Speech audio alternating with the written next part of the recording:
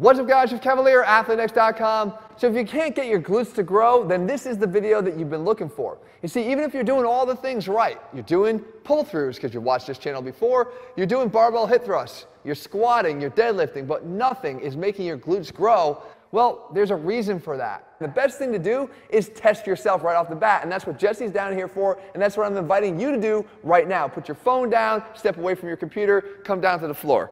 So we get into an on all fours position here like this, and what we're going to try to do is just straighten one leg. We're going to test both of them, but straighten one leg all the way back as far as you can, and then lift it straight up to the ceiling. And what I'm looking here for is an intense contraction in the glute max, right here. Do you feel that? It should feel as if you just balled up your bicep and got as intense a contraction as you possibly could. If you don't feel that, you definitely need this video. Now, there's a bunch of people that probably don't feel it because they never put the phone down and stepped away from the computer to actually do this. Promise me you'll do this at least when the video is done. But of the people that do feel the contraction, I caught at least 3/4 of you, because the only way that you actually felt it was by turning the leg a little bit like that to do that. So check back and look around the corner and see, is your toe pointing towards the camera, or was it done properly with the toe pointing straight down to the ground and the heel up? Because all you do is substitute the glute medius into this that causes that lift. I want just glute max. When you don't have good neuromuscular control of the glute max, it takes a lot away from those other exercises you've been doing already, rendering them not as effective. And not only that, it turns you into a back dominant extender rather than a glute dominant extender. As soon as you do that and you perform those bigger lifts, you're asking for low back pain. So how do we fix all that? We can make you a glute dominant extender, and we can get rid of the low back pain at the same time that we grow your glutes. Meet me over there, I'll show you exactly what to do.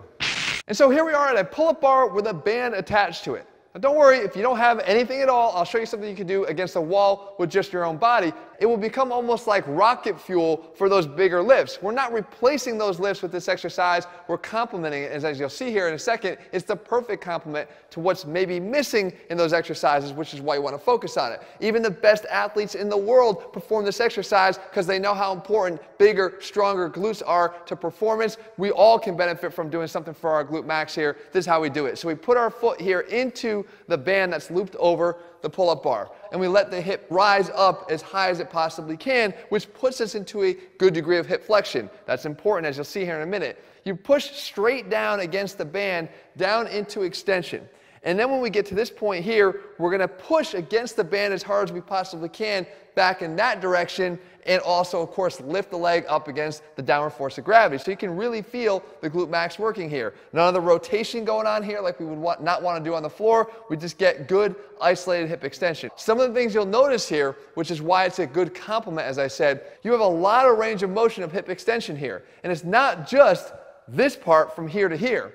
That's the extended hip past neutral, but hip extension is happening all the way from the very beginning of the exercise, meaning you're going through a position where the hip is in about 110 degrees of flexion or 120 degrees of flexion, all the way down through as 110 degrees, back through an additional 20 or so, and you're at about 130 degrees of resisted hip extension. Also, at the peak portion here, the contracted position, the fully extended position, you've got good tension here on the glute max. At the top of a squat, not really. You know, at the top of a squat, when your hip is actually just straight up and down, right through, parallel through the downward force of gravity, you don't necessarily have a lot of activation of the glutes in that position. The last thing we know is that in a typical squat, we get activation of the quads at the bottom of the exercise. Well, what that does is it causes a little bit of a conflict at the joint itself, because we know that we're trying to either flex the joint or extend the joint, so you start to get a little bit of reciprocal inhibition of the glutes because they can't do both at the same time. Anytime we're trying to cure a muscular inefficiency problem, like we are right here with the glute max, you don't want to take anything away from the muscle you're trying to improve. So in this case, we don't have the quad contributing to the exercise as much because we're not in that overloaded position as we are in the downward position of a squat. For all these reasons, guys, make this exercise part of what you do, not a replacement for what you're doing right now, but part of it, and I promise it's going to be rocket fuel for the performance on those bigger lifts. But I mentioned another way we could do this, and that's up against the wall. I'll meet you over there.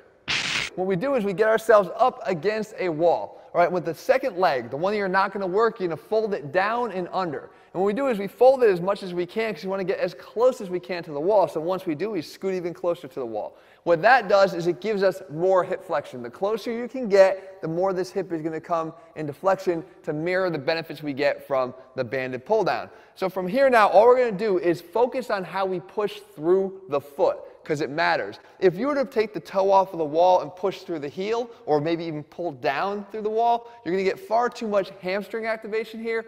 That's not what we want. We want glute max, driving through hip extension. So we push the foot flat into the wall, and we try to push through every single inch of the sole of our foot. And as we do it, we pull up very slowly and slow and slow, and really try to drive through glute max. We hold for a second or two at the top, we come down, and we repeat. Driving through. Repetition count here, like the other exercise, guys, I don't really care. It's high quality, good contractions. If you're getting them, you keep going. If you're starting to lose it or substitute, you stop. Generally, this takes place in around the 10 to 12 rep range, and treat this like an exercise. It's not simply a warm-up. If your glutes aren't responding right now, it's because you don't have that good control of the glute max and it's not contributing as it should.